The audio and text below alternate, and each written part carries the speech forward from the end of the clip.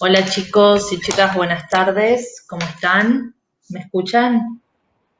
Hola Mar, buenas tardes. Hola, ¿cómo Hola, están? Hola, hola. buenas tardes, ¿Están bien? Bien. todo bien. Bueno, me alegro. Bueno chicos, hoy estamos en la unidad de muestreo y vamos a hacer una introducción a lo que es el enfoque de auditoría, ¿sí? ¿Alguna duda hasta acá? ¿Algo que no hayan podido resolver? ¿Alguna dificultad? Vieron que ustedes son medio como un grupo que tiene modalidad virtual en la teoría, en la práctica presencial y virtual. Y nada, la idea era saber si a la presencialidad se sienten cuidados, tienen alguna necesidad de hacer alguna sugerencia. Yo no te escucho, me dice María Florencia. ¿El resto me escucha? A ver si es un problema de ella o un problema... Sí. A ver, Flor. Ahí está, el resto me escucha. Volvete a conectar.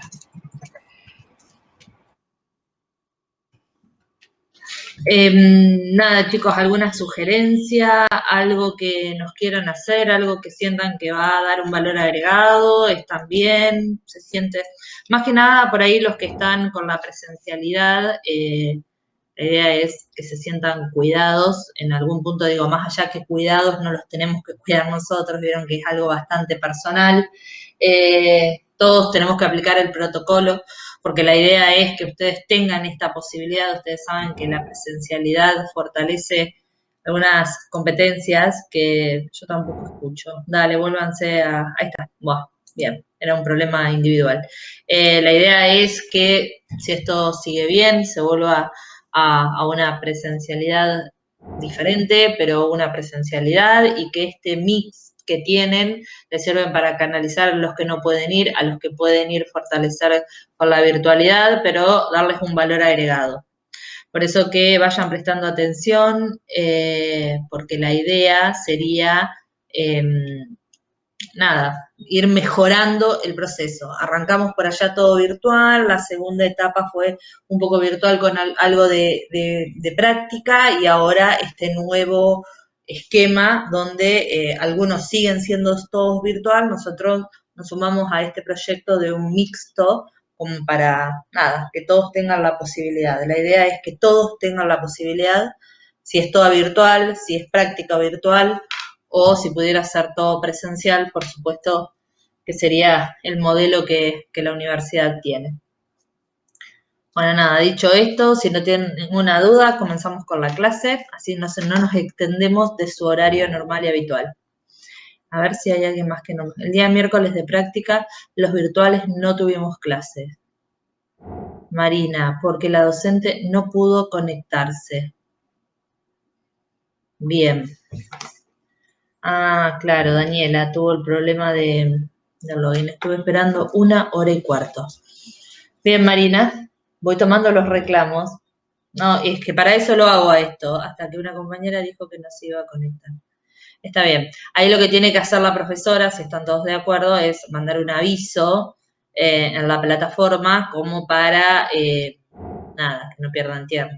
Sí, me pasó lo mismo. Deben ser todos de la comisión de la profe Daniela Martínez. Bien.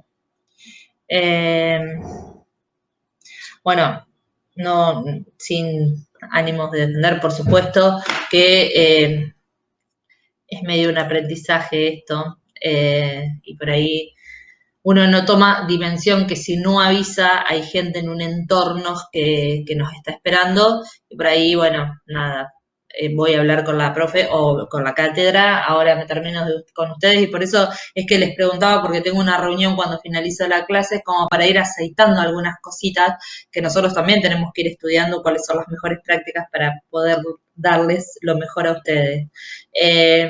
Nada, sepan entender que a veces no se hace con mala voluntad, sino que por ahí te pones a dar la clase, me imagino que debe haberle pasado eso, no lo supe yo. Lo tendríamos que haber sabido medio online como para revertirlo. Pero antes que vuelva a suceder, siempre es un aviso a la plataforma para los que están virtuales, tienen que recordar que además de tener los chicos ahí, están otros esperando en una plataforma.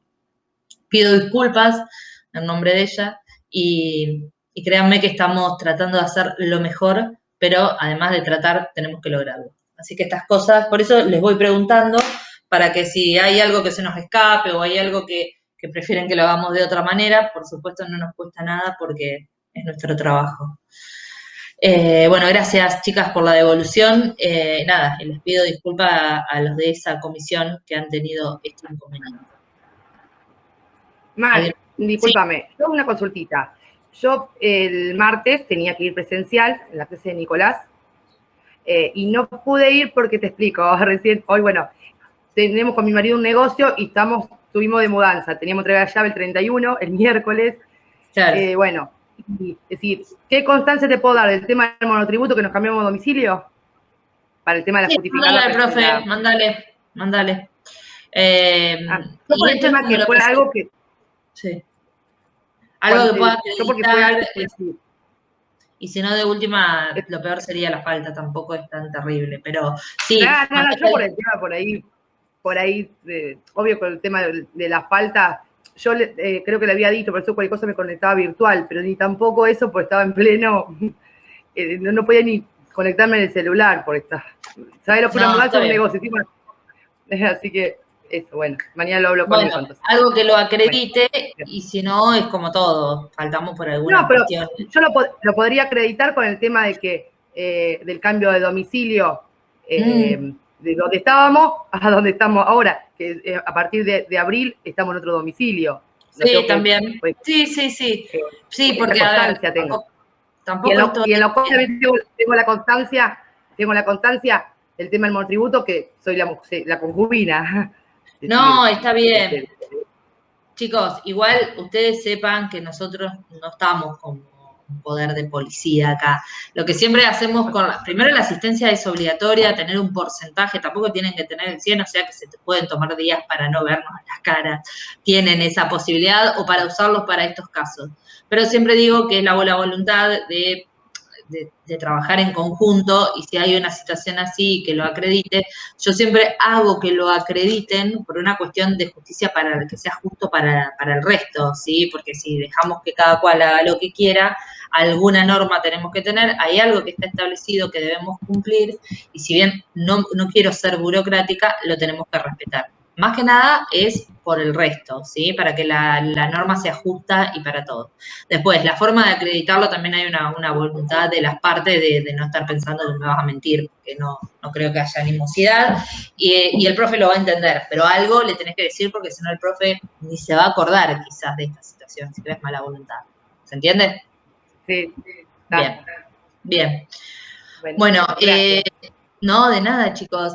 Bueno, nada, comenzamos.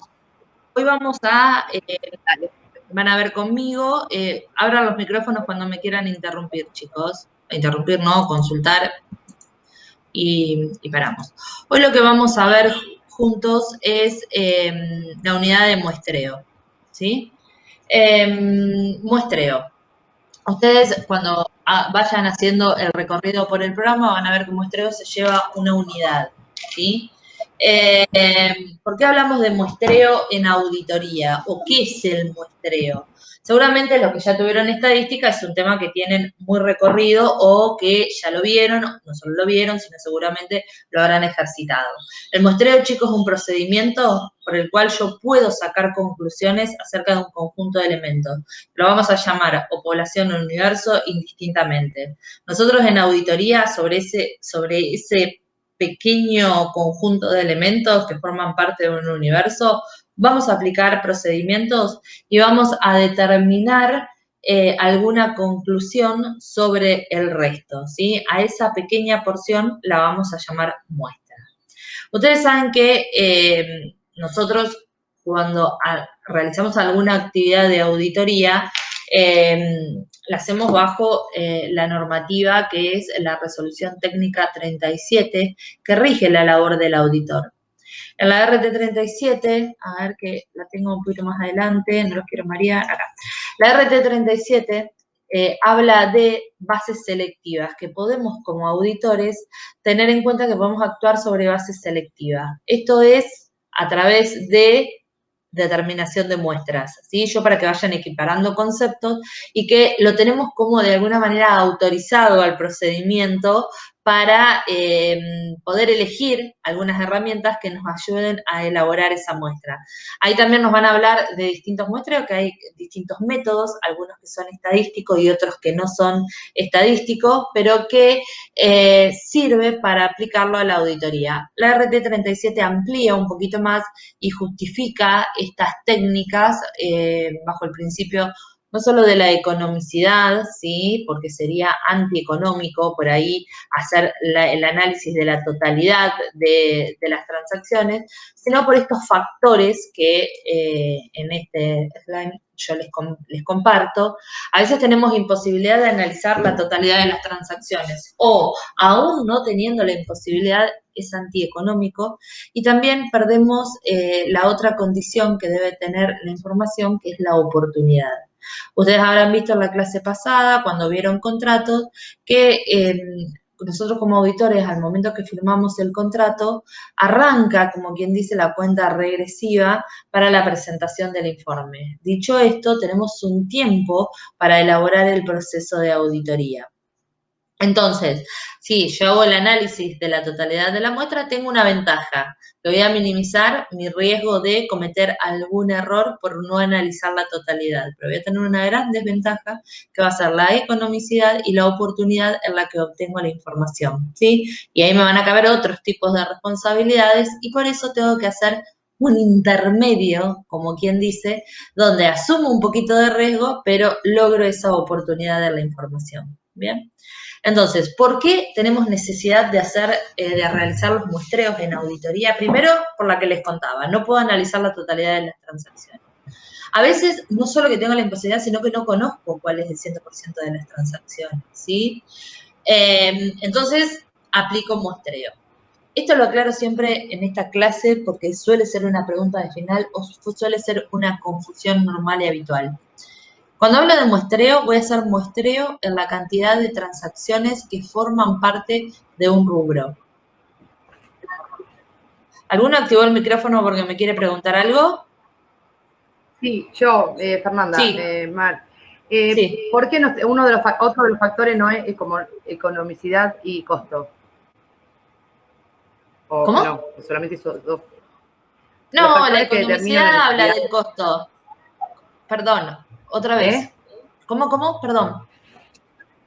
¿Por qué si los factores que están ahí puestos para determinar la necesidad de realizar un muestreo, ¿por qué no está el otro ítem de economicidad y costo? No, porque acá hay un integran. resumen. Creo que en algún slide más adelante puedo estar, pero no se los pongo todo. Estos son como los dos determinantes. Porque yo lo tenía ¿sí? agregado. Yo lo tenía agregado ese ítem, digo, por ahí, como es pregunta de examen, me decís, yo digo, por ahí te pongo como economicidad y costo y me decís que está mal por eso.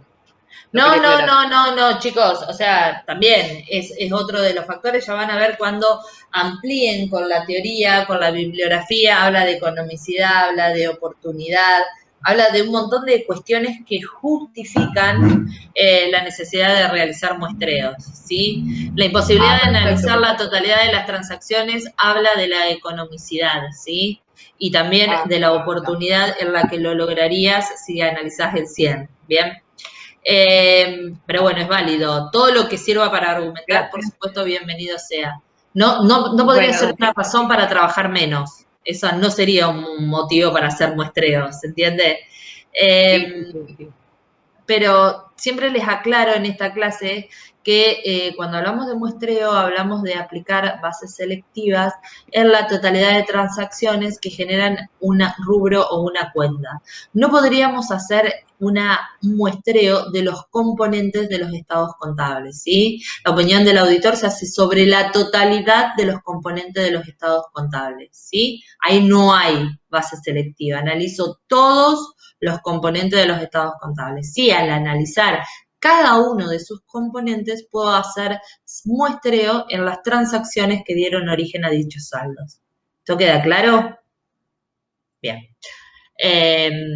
Dicho esto, para que se formen una idea hacia grandes rasgos, y ahora vamos a ir con las particularidades, cuando yo voy a realizar un muestreo, tengo que planificar esa muestra, ¿sí? Definir las características que voy a examinar para después poder saber qué procedimientos voy a aplicar sobre esa muestra.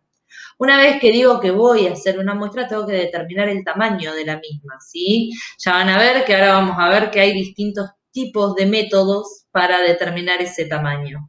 Una vez que tengo el tamaño de la muestra, tengo que determinar qué componentes van a formar parte de esa muestra, ¿sí?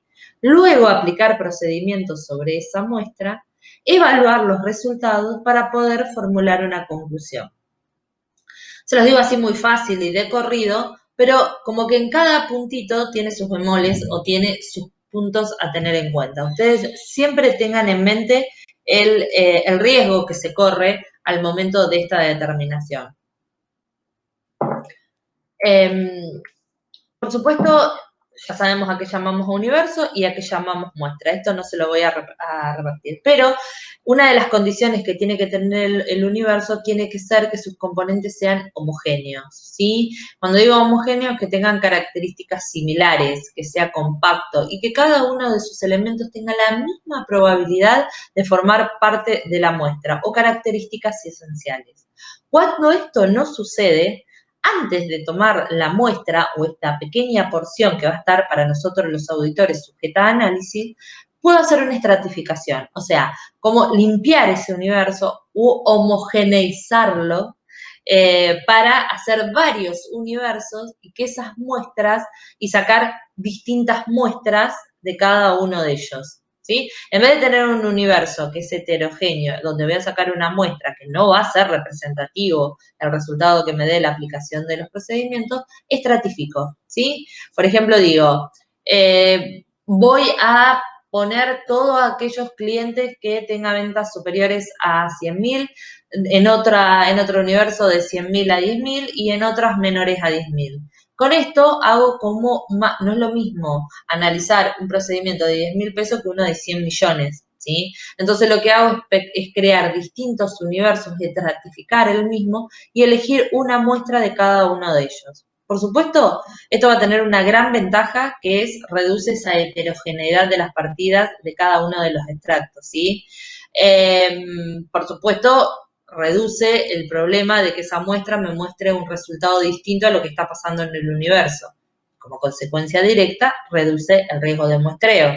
Bien, por supuesto tiene la gran desventaja que nos requiere un esfuerzo adicional, porque yo tengo que no solo particionar el universo, sino determinar más muestras y aplicar los mismos procedimientos quizás en distintas muestras para inferir luego un resultado total. Siempre lo digo, es una inversión al inicio, pero que nos da una seguridad en el proceso, ¿sí? O sea, invierto más tiempo estratificando, por supuesto, pero luego me aseguro resultados o tengo menos que pensar al momento de validar resultados, ¿está? Obviamente, bueno, acá está justo el ejemplo que les doy, que les queda como ejemplo, pero no siempre podemos aplicar la misma técnica de muestreo, ¿sí? Cuando hablamos de los distintos tipos de muestreo, es para determinar el tamaño de esa muestra, ¿sí? Yo tengo un universo de 5.000 elementos y digo, ¿cuánto sería ese porcentaje que yo saco para que ese porcentaje sea representativo de ese universo? Entonces ahí es donde se nos genera el gran interrogante. Bueno, tengo distintos métodos, uno que es estadístico y el otro que no es estadístico. Para yo aplicar el estadístico, justamente una de las condiciones es que este universo sea masivo. ¿Qué significa que el universo sea masivo? Que tenga muchos elementos, me suelen decir en el final. Digo, ¿cuántos son muchos elementos? Entonces yo siempre digo que tienen que ser al menos más de 2.000. Y esta condición se da porque las tablas de números aleatorios comienzan a partir de los 2.000. Entonces, si tengo 1.500, no podría ponerlo dentro de esas tablas. Entonces no podría aplicar ese muestreo estadístico que lo hago sobre las tablas de números aleatorios, ¿está? Además tiene que ser homogéneo y si no lo es, lo tengo que estratificar y que esa estratificación me caiga en la masividad del universo. Bien. Y con respecto a la muestra, es como en los dos métodos, todos los elementos tienen que tener las mismas posibilidades de formar parte de esa muestra, ¿sí? No tiene que haber alguna razón por la que no me va a caer en esa selección, ¿sí? Todos tienen que tener las mismas posibilidades de integrar la muestra. Por supuesto, este tipo de muestreo tiene la gran ventaja que es la eliminación casi de la subjetividad en la determinación del tamaño, ¿sí? Esto lo que me hace es, me da una mayor claridad y por lo tanto me da una mayor confiabilidad en la labor que yo hago, ¿sí? Porque no es a ojo o lo que a mí se me ocurre como auditor, sino hay una base que ya van a ver que es el riesgo, la tolerancia que voy a tener, el nivel de precisión que voy a establecer y dependiendo del universo me va a dar un número dentro de la tabla que me dice que de 5.000 algo que estaría bien serían 220 elementos. Les doy un ejemplo cualquiera, obviamente no recuerdo la tabla en sí, pero 220 elementos, listo. Ese es un número que me garantiza, en principio, porque ya está estudiado estadísticamente, me va a representar el universo, ¿bien? Tiene una gran desventaja que necesita un adiestramiento, porque tenés que saber usarlo, tenés que establecer ese nivel de confianza, tenés que justificar por qué una tolerancia sí, otra tolerancia no, para que sea válido el proceso. Como eso lo determina el auditor, por eso hay un cierto grado de subjetividad. Hay una parte que la determina el auditor, que serían los datos a ingresar dentro de la tabla para que me dé el eje de las X y de las Y, por supuesto me caiga en determinada enumeración.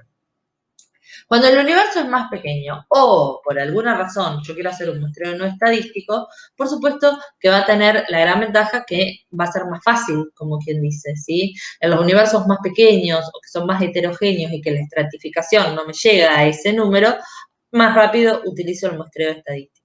No estadístico, perdón. Lo que digo acá es, según la expertise del auditor, digo, mira, para mí de 5.000, una muestra representativa sería del 20%, ¿sí?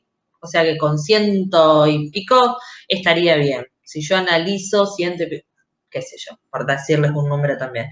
Tiene la gran desventaja que puedo tener muchas dificultades al momento de argumentar por qué dije que 120 era un número representativo, ¿sí? Nos quedamos medio como sin argumentos y ahí empieza todo el tema de, especialmente en el orden de las responsabilidades, ¿sí? Si yo no puedo, o es muy subjetiva mi conclusión, o no puedo argumentar, puede que estemos ahí dentro de las responsabilidades que estudiábamos la otra clase, ¿bien? Por supuesto, nadie nos dice que estamos obligados a hacer uno del otro, cada cual se hace a cargo de sus propias responsabilidades, ¿bien? Lo que les contaba recién, este muestreo estadístico está condicionado no solo por el tamaño del universo, que ya les contaba cuál era la mínima cantidad, sino también el nivel de confianza que el auditor espera de la muestra, ¿sí? Cuando más pequeña sea la tolerancia del riesgo al muestreo, más grande será la muestra requerida. Esto es, chicos, la tolerancia o el nivel de confianza es cuánto yo confío en que los errores que se dan en esa muestra se repitan en el universo, ¿sí? Cuando menos riesgo quiero tener yo de muestreo, más grande voy a elegir el tamaño de la muestra, porque por supuesto, a mayor tamaño de la muestra, menos riesgo. Por supuesto, todos sabemos que el mayor tamaño de la muestra, más tiempo me lleva a analizarlo. Entonces, era un poco lo que hablábamos al principio, que la experiencia del auditor para validar o para formarse juicio sirve muchísimo la cantidad de auditorías que se hayan hecho para tomar confianza y asumir algo de riesgo, ¿sí? Más que nada en la instancia de la determinación. Una vez que dijimos por el estadístico, no estadístico, listo, ya sé cuál es el tamaño de la muestra. Son 200, 120, el número al que hayamos arribado. Ahora el tema es, capaz que elegimos este método estadístico para determinar la cantidad y ahora decimos, bueno, pero ahora, ¿cuáles de todas estas facturas emitidas en el periodo seleccionado van a formar parte de esas 200? Y ahí hay otras técnicas, estadísticas y no estadísticas, ¿sí? Hay algunas, las no estadísticas más utilizadas al azar, voy eligiendo, así agarrando de la pila o marcando de un listado al azar, ¿sí? Sin ningún patrón, sin ninguna norma establecida, hasta llegar a las 200. Sobre esas 200 trabajo. O pruebas de bloques o conglomerado, que tampoco sirve algún patrón establecido, pero tiene algún criterio. Los clientes que empiecen con letra A, y ahí junto, más los B, más los D, más los E, hasta que llego a los 200, ¿sí? O por algún otro identificador, que es un método con dificultades, ya que presenta generalmente confusión entre lo que es la muestra y la estratificación, y además, la verdad que tampoco nos permite argumentar que no agarramos alguna por conveniencia o porque sabíamos que estaba bien y no pusimos otras que entendimos que estaban mal. ¿Bien? ¿Hasta ahí vamos?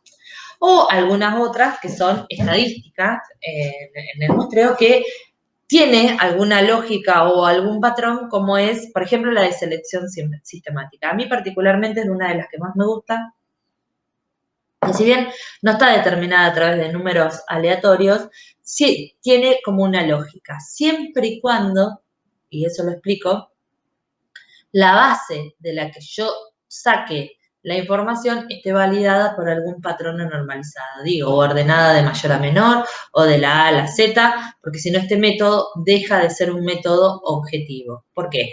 Porque este método dice, bueno, si tenés 5.000 elementos en un universo y determinaste que el tamaño de la muestra es 100, dividímelo y el número que te da es el que vas a determinar de tanto en tanto. Si tenés 5.000, por ejemplo, como es el ejemplo acá, y 100 es el tamaño de toda muestra, te da 50. Entonces te dice, entre los primeros 50 elegí un número cualquiera. Y yo te digo el 3. Anda agregándole 50. 3, 50, 53, más 50, 103, más 50, 153. Y así voy eligiendo la 153, la 50, la 103. ¿Se entiende? Ahora, la base sobre la que voy eligiendo el número, o el número interno, o el número de factura, tiene que tener algún patrón de orden como para yo asegurar que realmente no es aleatoria o al azar. ¿Se entiende?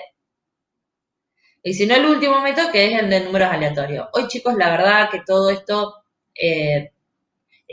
hoy todo el mundo lleva una contabilidad sistematizada, por ejemplo, hablando de las facturas, o de los cheques, o de lo que querramos hablar, hoy hay una muy poca parte que se hace en forma manual. Y todas las facturas tienen una numeración interna, o sea que es un método muy fácil para sacarlo por números aleatorios con esa numeración que te vaya cayendo, así sea al azar, pero a través de un sistema te brinda determinada objetividad, ¿sí? Y esto que yo les digo de 50-50 es una fórmula que elegís y te los pinta automáticamente y son esos los que luego vas a buscar o descargarte los comprobantes. ¿Se entiende? Una vez que yo logro decir, estos son los 200 que se los voy a poner o sujeto a análisis, en el papel de trabajo, por supuesto, tengo que tener documentado el procedimiento, cómo nació y hasta dónde llegué. ¿Bien? Para después poder hacer esto que hablamos de la trazabilidad del procedimiento aplicado. No los quiero embarullar mucho con esto.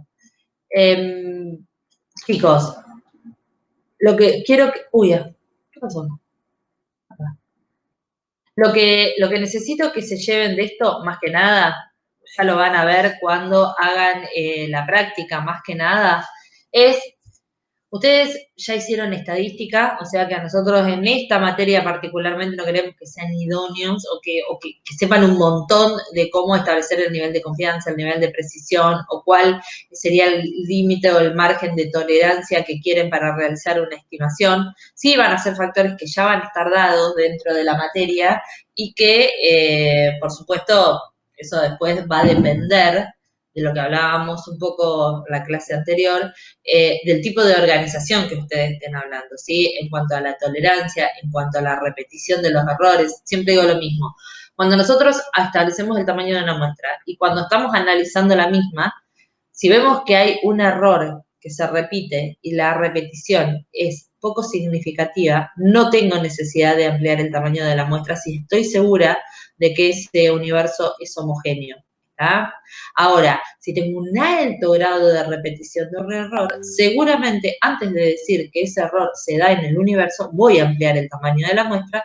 Si el error se sigue repitiendo, voy a validarlo y si no, tomaré algún otro procedimiento para validar otro ítem. ¿Se entiende? Todo va a depender de cuándo esté trabajando. No es que determino un tamaño y muero con ese porque no lo puedo cambiar. Ese es el que establezco. Si todo se da bien, me quedo con ese tamaño. Si hay algo que va mal o lo redirecciono o cambio los procedimientos para ver si detecto ese error en algunos otros ítems o componentes de la misma. ¿Se entiende? Perdón. Perdón. Ay, no puedo cortar. Perdón, chicos, justo me suena el teléfono. Dejar de compartir. Esto sería un poco, chicos, lo que es muestreo. Ustedes lo van a encontrar muy claramente en la bibliografía, van a tener que profundizar los criterios para la selección de la muestra, van a tener que profundizar también un poco cuando hagan el ejercicio, ya van a ver que van a hacer un ejercicio en la práctica, que seguramente vendrá ahora para la próxima clase, donde van a aplicar y van a usar las tablas y van a identificarlo y van a determinar el tamaño y van a ver muchas veces cómo uno de los factores más... Ay, ¿me dan un minutito, chicos, por favor?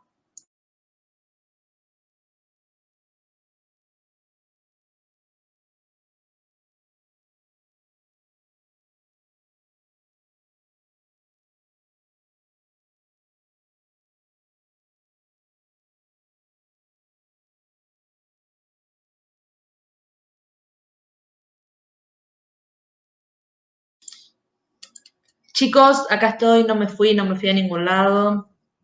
Perdón. ¿Me escuchan? Hola. Sí, se escucha. Sí, ahora sí. Tuve que profe. tuve que atender, porque ya que está les cuento, que la de América Latina, la Universidad UNOVA y la Universidad de Córdoba fue elegida por el Banco Interamericano fueron elegidas para hacer una evaluación del impacto de las universidades en toda la región. O sea, imagínense para nosotros que ser sometidas a estudio y brindar información y ser las únicas dos argentinas es un montón. Y justo me estaban llamando de un número raro y atendí porque no sabes lo que les cuesta comunicarse. Nosotros tenemos ahora, estamos monitoreados por Barcelona y por la sede de Chicago. Entonces, nada, perdón, pero tuve que cortar porque no me comunicaba más. Y ellos me decían que no se podían comunicar. Qué orgullo, profe. Sí, Qué sí, orgullo para ustedes y para la universidad. Sí, esperemos, porque además ellos le dicen, mándennos data, me dicen que le mande data, y la data nuestra es como que nos cuesta, porque no nos piden datos que son normales y habituales, por supuesto nos piden datos que estamos armando, trabajamos toda la Semana Santa para todo esto, porque tampoco es que tenemos la superestructura que tiene Córdoba para brindar los datos. No, pero bien, venimos bien, nos vienen validando los datos, y justo me estaban llamando al fijo, y vi que era un número raro y era que se querían comunicar porque nos ofrecen una reunión técnica y perdón que los tuve que cortar. Y como estoy en cabeza no hay de problema. proyecto, Yo pensé que o se me desconectó a mí, decía por eso. No, yo fui el problema. Les pido 1000 disculpas. No hay problema, estás perdonada. No, bueno, gracias. Porque es un orgullo. Es un orgullo teniendo de profesora en todo ese manejo. Sí. Todo esa, porque es algo, para la UNOVA es algo súper importante. Y mirá, se me hace piel de gallina de solo hablarlo porque, ¿qué más queremos? Que la universidad se extienda, que la universidad crezca, que... Claro, ellos hacen un relevamiento y hacen un testeo a nivel región con algunas conformidades, algunos factores. Nosotros tenemos certificadas ISO, tenemos buena calificación en CONEA, vieron que ahora clasificamos a los rankings, entonces eligen algún parámetro, bueno, y que a nosotros nos llamó la atención, imagínense, hay 57 universidades porque nosotros, pero bueno, por eso los corté, les pido 1000 disculpas, nunca suelo hacer esto, pero lo veía en el fijo un número que no era un número conocido y por Clarísimo. eso me desconecté. Bueno, pero también es cierto que no sé si lo hablé en la clase anterior o esta, es que ustedes, algunos tuvieron un problema con la clase de la práctica, ¿es correcto? Sí. ¿Ya lo hablé con ustedes? Es la tercera clase que doy hoy, por eso estoy medio perdida. ¿Ya lo hablé con ustedes lo de la clase práctica? ¿De la profe Daniela? Creo que lo que ibas a decir. No sé. No. Bueno, fue la otra clase, por eso que les pregunto. Los que están en la comisión de la profe Daniela Martínez tuvieron un problema que los que estaban online, ¿sí? No tuvieron clases. ¿A ustedes les pasó alguno de esta comisión? Sí, profe, nosotros al principio te dijimos que los que estuvieron Bueno, sí, online. eran ustedes. No, porque ahí justo también la profe estaba escribiendo que sí tuvo un problema y lo que vamos a hacer ahora es alterar un poco el procedimiento, porque los que cursaron con Nicolás tuvieron algún inconveniente. No, siempre bien. ¿Y eso que sean simultáneos, les sirve? Sí. Ah, ¿sí? ¿No tienen Sí. problemas? No, justamente me preguntaban eso. Hubo un problema de conectividad. Vos cuando, ahora el meeting, que es el que estamos, vieron que es un soporte diferente. ¿Cómo decirle? Yo podría estar usando Zoom con ustedes, básicamente. No lo hago porque, o sea, nos ponemos todos en línea a la normativa de la universidad, entonces queremos que esta herramienta se perfeccione, pero tiene algunas cuestiones, tiene algunas limitaciones. Yo calculé que hoy tuve que dar 3 clases con el mismo contenido porque no pueden ser más de 70, ¿sí? Y también pasa que por ahí acá son 42, pero en sumatoria no me da para hacer 2 clases. Entonces, bueno, digo, hay un montón de cosas que tenemos que pulir y que, nada, tenemos que ir mejorando, tenemos que ir mejorando. Bueno, seguimos, no los interrumpo más, chicos, y les pido disculpas. Muestreo, ¿alguna duda? Yo sobre la bibliografía.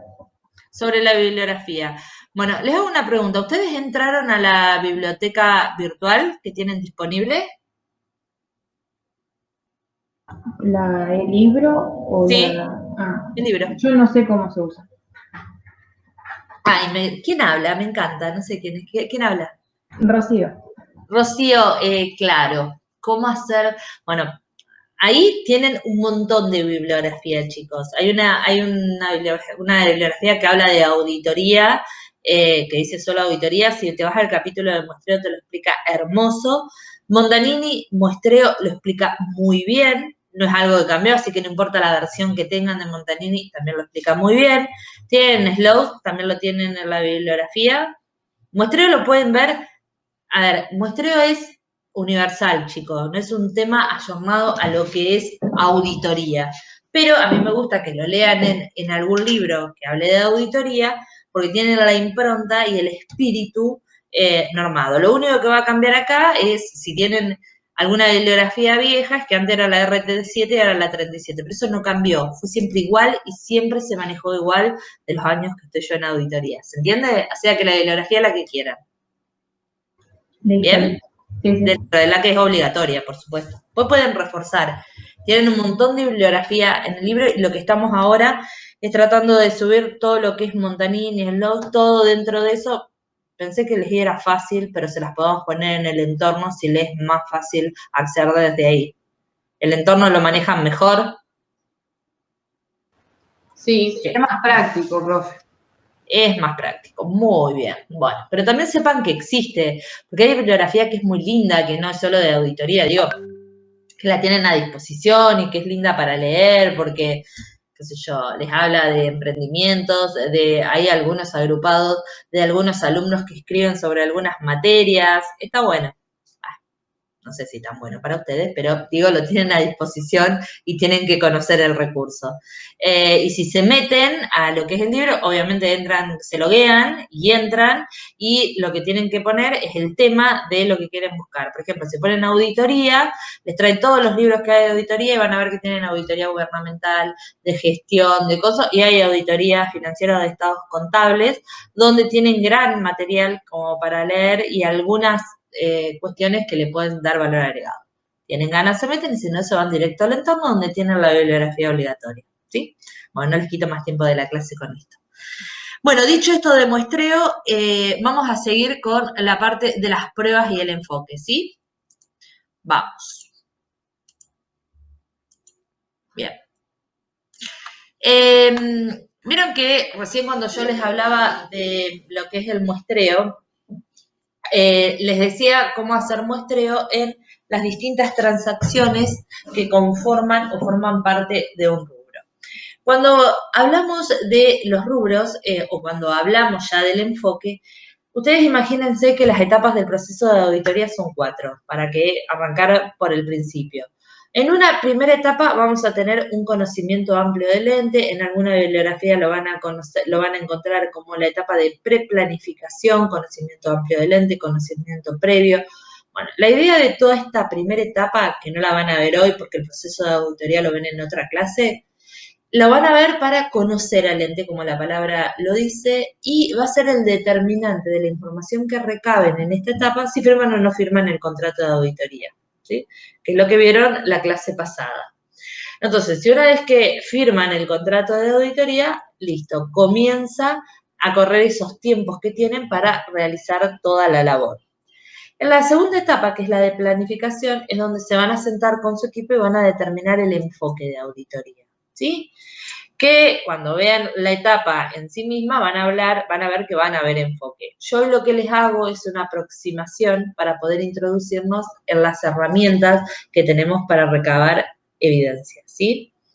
El enfoque que le damos a la auditoría no es más ni menos que la planificación del trabajo de auditoría. Ya conocimos el ente, supimos o identificamos el objeto del examen o las afirmaciones que van a ser examinadas, planificamos el trabajo de auditoría para luego poder aplicar los procedimientos, buscar evidencias y emitir un informe.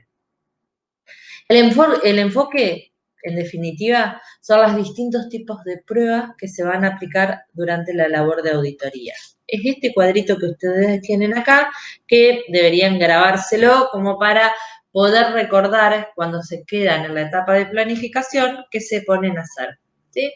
Lo que vamos a hacer en este momento es determinar el tipo, el alcance y la oportunidad de los procedimientos que vamos a aplicar. A eso vamos a llamar enfoque en auditoría. ¿Y cómo sé qué tipo, qué alcance, qué oportunidad le voy a dar a los procedimientos? Primero, tengo que hacer una evaluación de los riesgos evaluados, ¿sí? Que lo van a ver en otra clase, yo hoy solamente les voy a hacer una pequeña introducción. Los riesgos que van a evaluar para determinar qué procedimientos van a aplicar van a ser el riesgo inherente, que es el riesgo inherente o propio de la organización por el tipo de actividad que realiza, que ustedes o nosotros como auditores no lo vamos a poder cambiar, pero sí lo tenemos que conocer.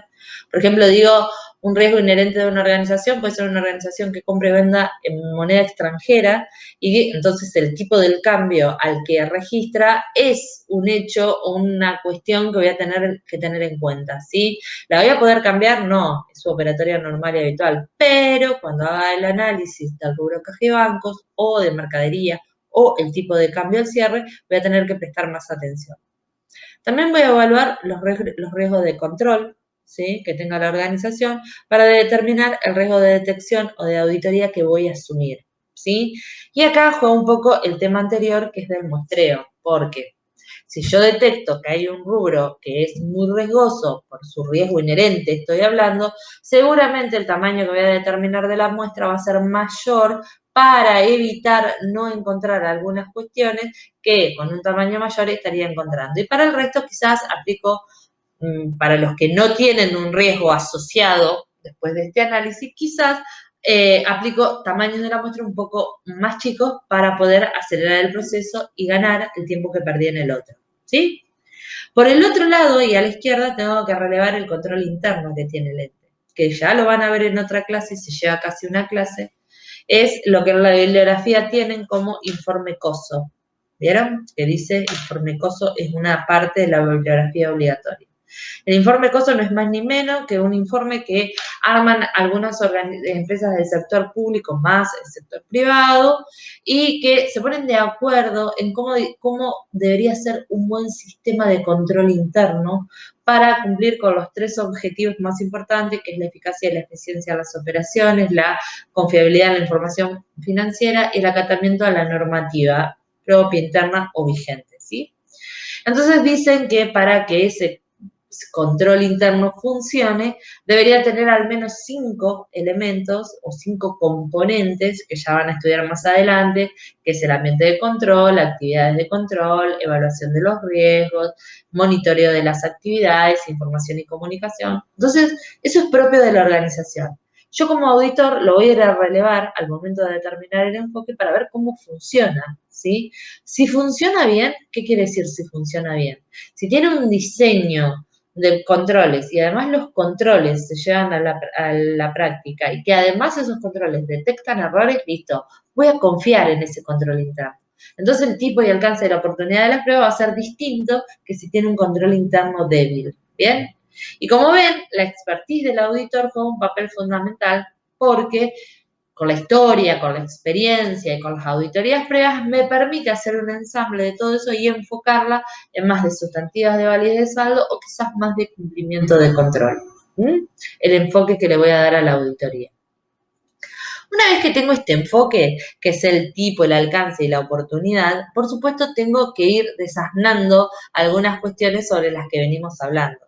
Siempre hablamos de las afirmaciones que van a estar sujetas a análisis, que creo que la definición la vimos en la primera clase, pero siempre hay que reforzarla para entender que cuando hablamos de las afirmaciones son las manifestaciones que la dirección o la gerencia nos dan y que no son ni más ni menos que los elementos o los saldos contenidos en los estados contables.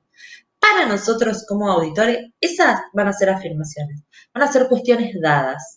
Sobre esas afirmaciones yo voy a aplicar distintas pruebas. ¿Para qué voy a aplicar distintas pruebas? Para recabar evidencias, ¿sí? Llevarme muchas evidencias y así poderme formar un juicio si esas afirmaciones contenidas en los estados contables presentan o no razonablemente la información. ¿Bien? Entonces, lo que hoy vamos a aprender es justamente cómo se clasifican esas evidencias que voy a recabar de esos procedimientos o pruebas que voy a aplicar. Hay algunas evidencias que se clasifican según su esfuerzo intelectual, ¿sí?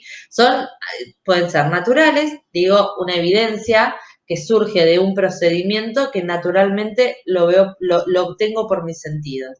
Por ejemplo, un procedimiento puede ser una inspección ocular. Voy, miro, hay 5 rodados, ¿sí? Los veo. ¿Los cuento? Los veo. Eso se obtiene naturalmente. Otras evidencias que las creo, ¿sí? Por ejemplo, cuando hago una comprobación matemática o cuando hago una reconciliación de una conciliación bancaria, estoy armando de llegar de un valor a otro y la estoy armando yo, no la obtengo naturalmente.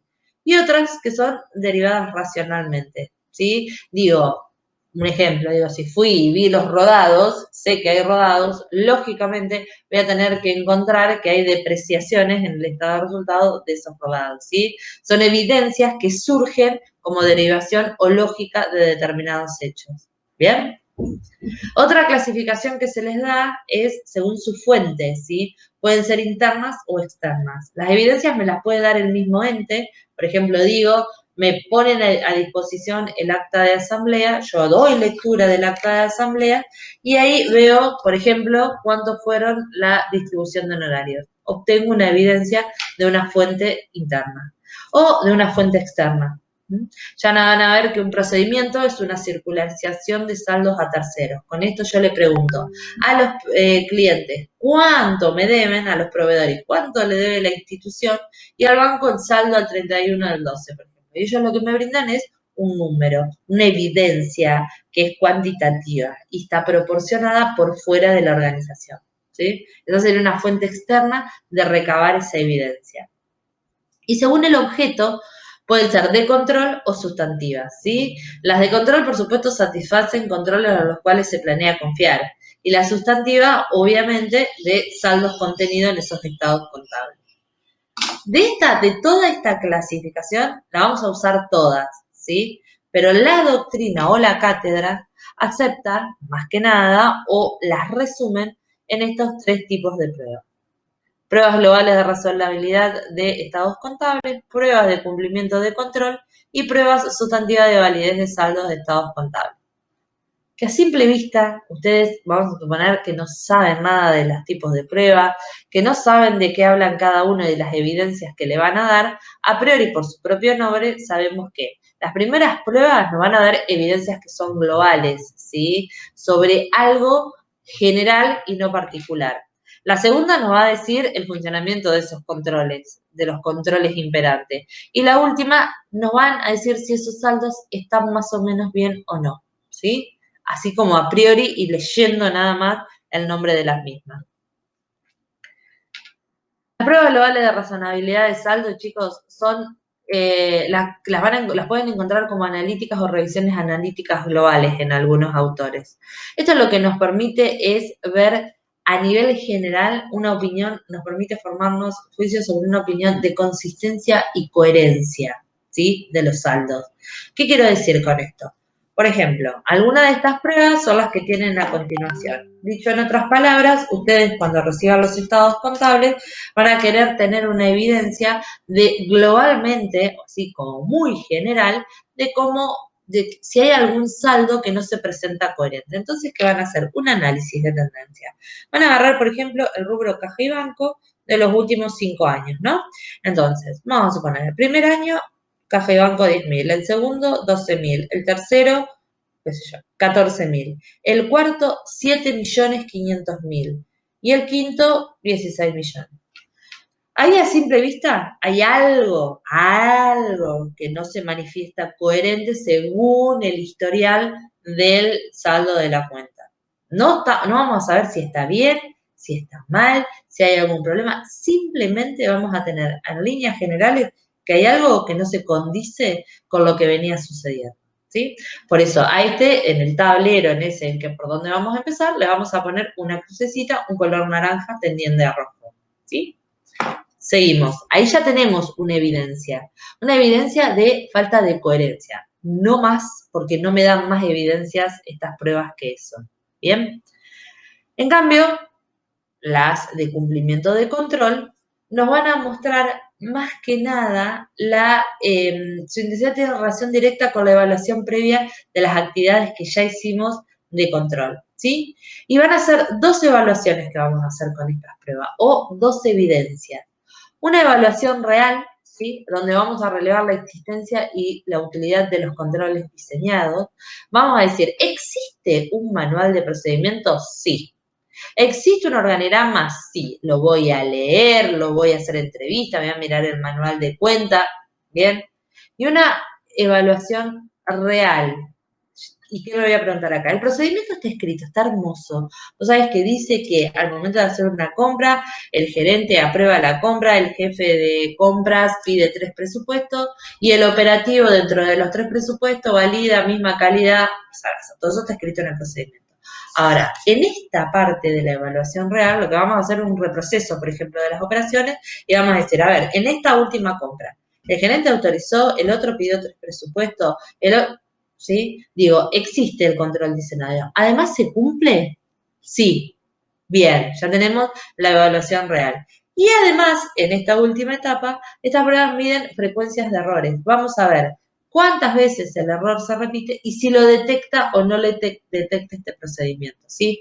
Porque si encontramos errores, por más que esté muy lindo diseñado y que se lleve a la práctica, si no corrige o detecta errores, tampoco estaría sirviendo, ¿sí? Entonces, ¿de qué me da evidencia? Que los controles se cumplen, pero no sirven o no están diseñados acorde a las necesidades. ¿Bien? En sí, esta nos daría más que nada evidencias cualitativas de la calidad de los procedimientos implementados. ¿Bien? En cambio, las pruebas sustantivas de validez de saldos, que es el tercer grupo, como su nombre lo dice, comprueban la validez de los saldos que presentan los estados contables. Prueban magnitudes. Pueden estar referidos a un conjunto de transacciones o a un saldo específico, ¿sí? Ejemplo de estos son, por ejemplo, digo, lo que hablábamos hoy, las inspecciones oculares. Me llevo una magnitud. Hay 5 rodados. Las confirmaciones de terceros. Usted me debe 12.520 pesos. Al cierre del ejercicio tiene en su cuenta 14.500 pesos, ¿sí? Me permite hacer revisiones analíticas más detalladas y más de saldo.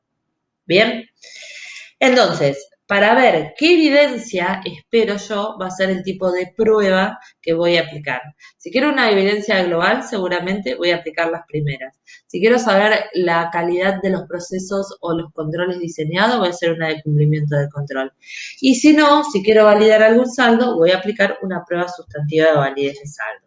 ¿Está?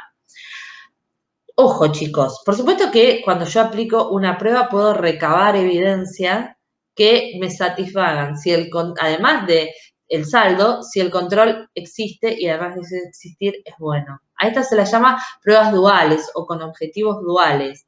Y también las tengo que aprovechar, ¿sí? Ya van a ir viendo a lo largo que tienen una doble finalidad y que quizás en forma simultánea me satisfacen dos objetivos o dos evidencias. Pero ya van a ir viendo a lo largo de la segunda parte que, o sea, cuando hagan el análisis de cada uno de los rubros, creo que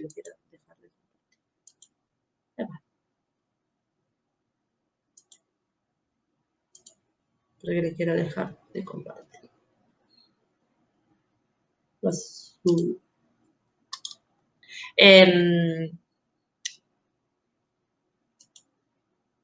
Espérenme un cachito, chicos, ¿qué problema tengo? Quiero dejar de compartir acá. Dejar de compartir. Bien. Lo que tienen que tener en cuenta en este tipo de análisis, que va a depender de la instancia que se encuentren las evidencias que van a querer ir recolectando.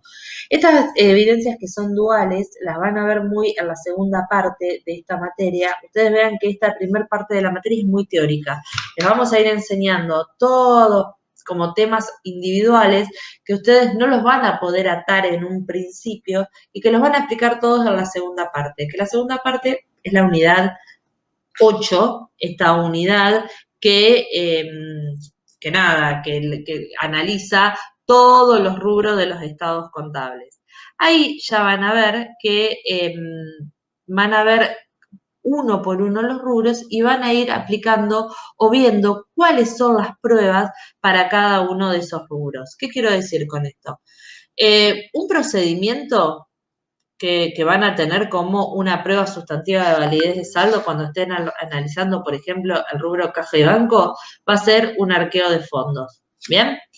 Un arqueo de fondo va a ser una prueba sustantiva de validez de saldo para ese rubro, ¿sí? No sé si va a ser una prueba dual para otro rubro, pero va a haber otros procedimientos que quizás les van a brindar evidencia para los dos lados, como quien dice, les va a permitir saber si además de los controles, los saldos son correctos o si se cumplen la normativa vigente. Digo, están bien valuados, están bien expuestos, existen, son propiedad del ente y todo lo que debería estar registrado lo está.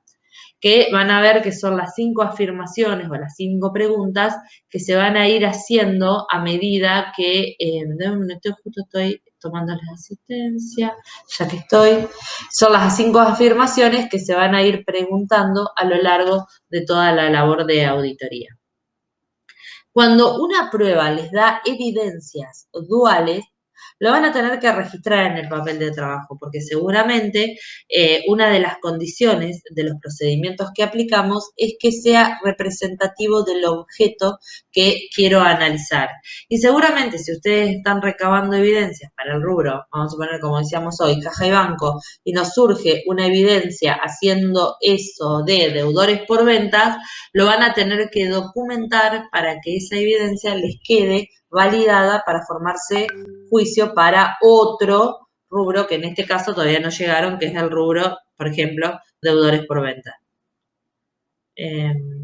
A ver ahí, que ya que está, les tomo toda la asistencia y estamos. Esto en líneas generales es lo que se tienen que llevar de los procedimientos. Cuando hagan la práctica, van a ver que estos procedimientos les vamos a hacer muchos ejemplos, muchísimos ejemplos, donde van a tener que decir si es de cumplimiento de control, si es global de razonabilidad, y eso lo van a ir aprendiendo con la práctica y se van a ir dando cuenta, depende de la evidencia que les va dejando, ¿está? se aprende con la práctica y es una parte muy grande de la etapa de planificación. Una vez que ustedes entendieron cuál es el enfoque que le van a dar, van a ir escribiendo de cada uno de este grupo los procedimientos que van a aplicar. Vieron que cuando veíamos en la clase la resolución técnica 37, yo les contaba que estaban los procedimientos mínimos, que serían como el piso, que yo tendría que aplicar para hacer una labor de auditoría. Ahí van a tener todos los procedimientos, van a tener el cumplimiento de control, sustantivo de validez de saldo y también globales de razonabilidad. Los pueden ir leyendo para ya ir juntando teoría y juntando aprendizaje para ir entendiendo de qué hablamos cuando hablamos de los distintos tipos de pruebas. Y ya van a ver que las pruebas se van a ir aplicando en las distintas etapas del proceso de auditoría. Algunas que las pueden usar durante todas las etapas y otras que solo se hacen en la etapa de ejecución, por supuesto. ¿Bien? ¿Dudas sobre este tema? Es como una pata del proceso, pero que se las damos ahora para que ustedes vayan entendiendo el enganche en cuanto al riesgo de auditoría al hacer el análisis en el enfoque. ¿Sí? ¿Alguna pregunta que me quieran hacer? Esto es lo mismo la bibliografía, chicos. Esto nunca cambió. Esto es siempre la misma definición. La van a encontrar con distintos nombres, pero por supuesto no importa el nombre que le den, siempre y cuando ustedes tengan muy claro el tipo de evidencia que les suministra, ¿sí? Llámanlas como quieran. Nosotros en la cátedra las llamamos así. Sinónimos, similitudes, no pasa nada, siempre y cuando entiendan la lógica del procedimiento que aplican. ¿Bien? Disculpa, yo quería saber si ya sabe la fecha del primer parcial. No. Sí. Debería. ¿Se los dije la primera clase? Seguro. No. ¿No se los dije? Qué feo. No, yo no recuerdo. Yo también te iba a preguntar lo mismo. ¿Hasta dónde abarcaba? No. Imagínense que nos faltan todavía 2 o 3 temas, o sea que sabes que lo tengo, no, debería dárselos, pero no sé por qué no lo tengo tan claro.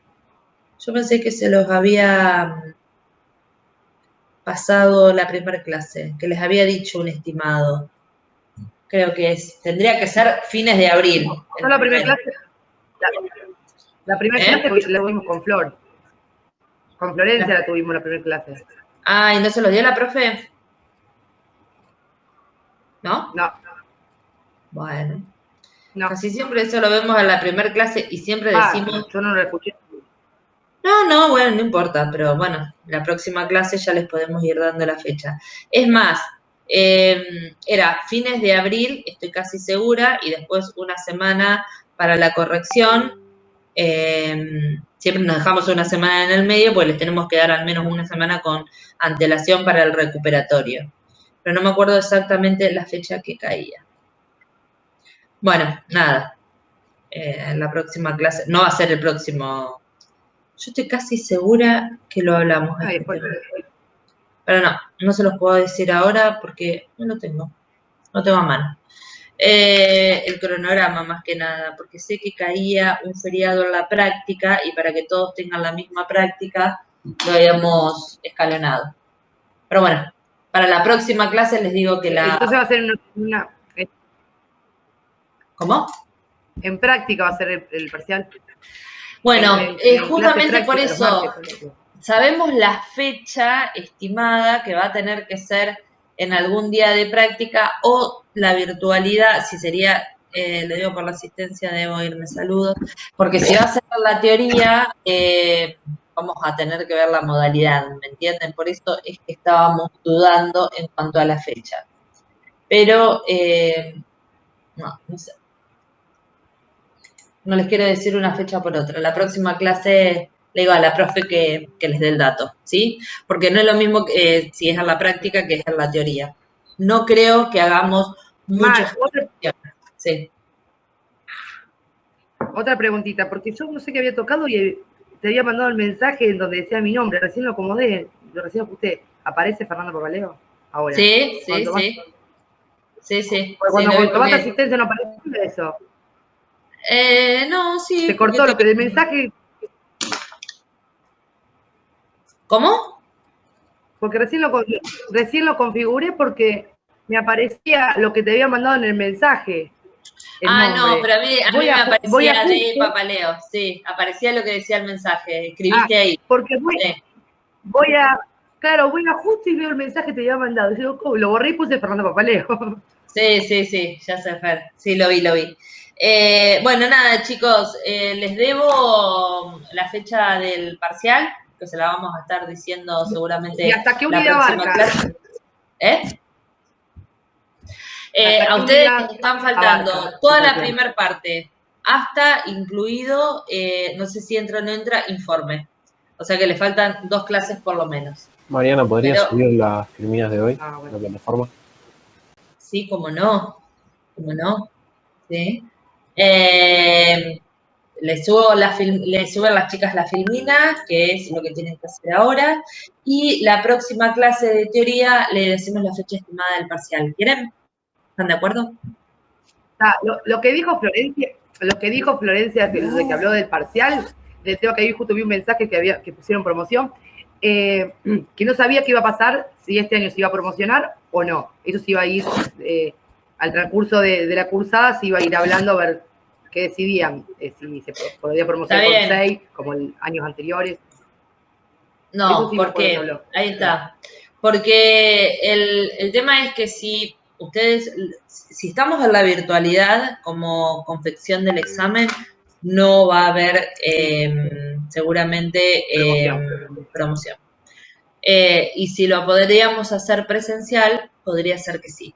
Lo que pasa que lo que no queríamos era para los que no pueden. Hay una chica que está embarazada, una chica que tiene algunas cuestiones y la verdad que le estaríamos quitando el derecho por no venir a la presencialidad. O sea que por eso estábamos en debate, pero lo más probable es que sea online y que no haya que no esté la promoción, a no ser que encontremos algún mecanismo que valide alguna cuestión, que en eso estamos trabajando. ¿Está? La próxima clase le digo a la profe que les dé una devolución. Tenemos reunión el miércoles, así que para la próxima clase de teoría les den una devolución. ¿Bien? ¿Listo, chiquis? Gracias. ¿Alguna otra duda? ¿Sí? ¿Subo las filminas y algo más? ¿No? No. No, yo no, profe. No. Bueno, chicos, que tengan una linda Mari, tarde. Gracias, Martín. profe, Gracias a todos. ¿Sí? ¿Cómo? Otra cosita, yo, Fernanda. No, que yo te quería decir, que yo a Flor le había dicho y dijo que le iba a hacer. Ustedes no pueden subir la filmina antes, así nosotros la leemos y ya es como que estamos en el tema, ¿entendés? Por ejemplo, la próxima que se va a dar, ya Sí. cargarla y nosotros leerla antes. Sí, Porque podemos me cambiar la parece que metodología. ya sabiendo. Claro, me parece, no sé, a mí me resultaría más fácil. Dale. Y entonces, es decir, leer la clase y ya es otra cosa. Puede ser. Tenemos por ahí un Nunca lo poquito de hicimos debate, en la no sé, cátedra, pero se puede implementar. ¿Cómo no? ¿Sí? Sí, no sí, que el lo tema por planteo. ahí habría debates de ejemplo, debates, preguntas. Porque yo para mí, Perfecto. lo que le dan a los chicos por ahí vergüenza, no, que entendió todo, que entendieron todo, pero por ahí algo que siempre queda colgado, y entonces por vergüenza uno no pregunta. Entonces como No, que está bien. leemos la teoría antes, nos marcamos unas preguntitas de algo que por ahí no, y después cuando vos das la clase, tenemos preguntas o ejemplos que quisimos poner nosotros por lo que entendimos, a ver si también no está mal. Perfecto. Me encantó. Me parece. Bueno, listo, chicos, lo tomamos Bueno. como válido. Lo voy a hablar con las chicas que manejan Bueno. la plataforma, que lo suben, así la podemos subir antes. ¿Quieren?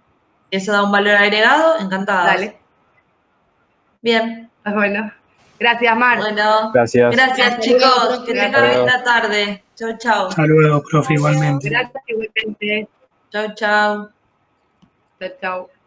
Chao, chao.